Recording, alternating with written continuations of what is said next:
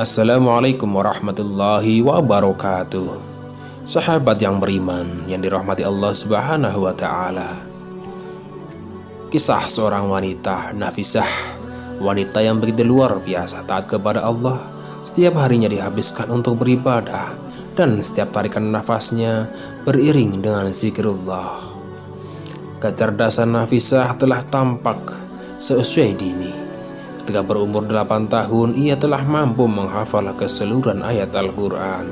Tumbuh dan berkembang di Madinah membuat Nafisah menjadi pribadi yang matang dan sangat mencintai ilmu.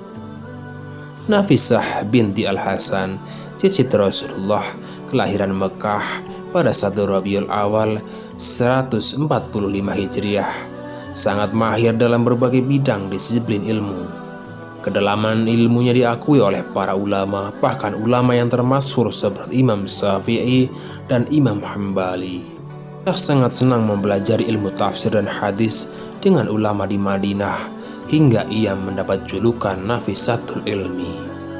Ia menikah dengan Ishaq Al-Mutamin, putra dari Ja'far Asy-Syadiq bin Al-Husain pada bulan Rajab 161 Hijriah. Dengan pernikahan tersebut bersatulah keturunan dari Al-Hasan dan Al-Husain dalam sebuah keluarga yang penuh dengan keberkahan. Nafisah selalu meletakkan akhirat di hatinya dan menjadi tujuan utamanya. Waktunya dihabiskan di Masjid Nabawi untuk beribadah.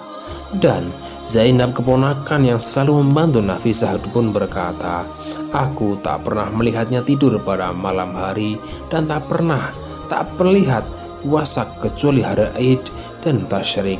Sampai ku bertanya kepadanya, "Apa kau tidak mengasihani dirimu sendiri?" Bagaimana aku mampu mengasihani diriku, padahal di depanku ada jurang yang bisa melewatinya kecuali hanyalah orang-orang yang beruntung. Rakyat Mesir bersuka cita menyambutnya. Pada 26 Ramadan 195 Hijriah, wanita mulia yang memiliki nama lengkap Nafisah binti Al-Hasan bin Said bin Al-Hasan bin Ali bin Abi Thalib itu pindah ke Kairo, Mesir. Kedatangan Nafisah di Mesir disambut dengan sukacita.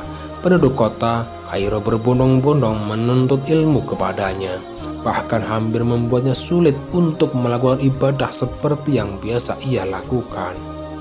Nafisah merasa tidak nyaman dengan banyaknya orang-orang yang terus berdatangan, sehingga membuatnya teralihkan dari zikir-zikir dan persiapan untuk bekal akhiratnya, sehingga membuat ia ingin kembali ke Madinah. Sampai penduduk kota Kairo tahu akan berita itu, mereka beramai-ramai mencegat kendaraan Nafisah agar tidak keluar dari kota. Massa terus berdatangan untuk meminta agar Nafisah berkenan untuk tetap di Kairo dan mengajar mereka. Kejadian ini membuat pemimpin kota Kairo, Asy'ari bin Al-Hakam bin Yusuf, untuk turun tangan. Ia menawarkan Nafisah rumah yang luas dan juga membatasi orang-orang yang ingin berkunjung, menuntut ilmu atau konsultasi hanya pada 2 hari dalam 1 minggu. Nafisah menyetujui tawaran itu dan tetap tinggal di Kairo. Duka yang sangat mendalam mengiringi kepergiannya. Nafisah menderita sakit yang semakin parah setiap harinya.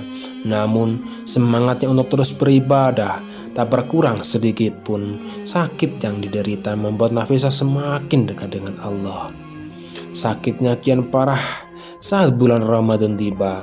Dokter yang memeriksanya menganjurkan untuk berbuka puasa, namun ia menolaknya. Alangkah mengherankan. Sejak 30 tahun yang lalu aku berdoa kepada Allah agar bisa berjumpa dengannya dalam keadaan puasa. Apakah sekarang aku harus berbuka? Tidak bisa. Lalu Nafisah melanjutkan pembacaan Al-Quran. Huruf demi huruf ia baca dengan khusyuk saat sampai surat Al-An'am ayat 127. Tiba-tiba ia tak sadarkan diri. Zainab segera memeluknya dengan erat. Air matanya berlinang ketika mendengar Nafisah dengan lirih mengucapkan syahadat. Senyum mengembang menghias bibir Nafisah. Gambaran surga tempatnya kembali telah diperlihatkan. Nafisah menghadap Tuhannya dan keadaan yang dicita-citakan selama ini ketika sedang berpuasa. Penduduk Mesir pun diselimuti duka mendalam saat mendengar wafatnya Nafisah. Sang suami berniat hendak menguburkan istrinya di makam Baqi di kota Madinah. Namun penduduk Mesir memintanya agar menguburkannya di Mesir. Di hari pemakamannya, manusia penuh berdesak-desakan mengantarkannya. Wallahu a'lam.